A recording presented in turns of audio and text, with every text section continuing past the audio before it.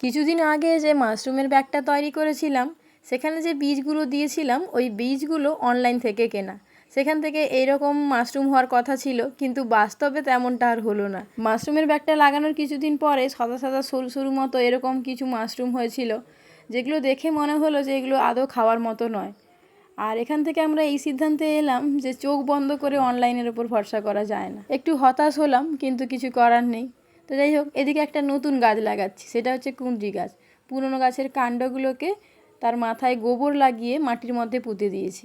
এখান থেকে যদি একটা দুটো গাছও হয়, সেখান থেকে সারা বছর কুঁদরি পাওয়া যাবে। আর এদিকে একটা নতুন প্রজেক্ট শুরু করেছি। এই যে কিচেন ওয়েস্ট যেগুলো থাকে সেগুলোকে দিয়ে আমি কিচেন কম্পোস্ট বানাবো।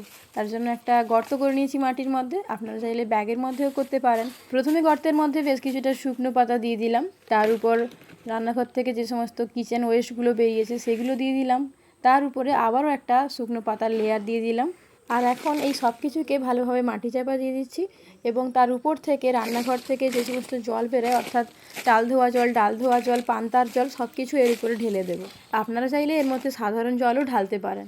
আর এইভাবে 3-4 মাস থাকার পর খুব সুন্দর একটা কিচেন কম্পোস্ট তৈরি হয়ে যাবে। আচ্ছা, আপনার বাড়ির কিচেন ওয়েস্টগুলোকে আপনি কি ফেলে দেন নাকি কাজে লাগান? কমেন্টে জানাতে ভুলবেন না কিন্তু।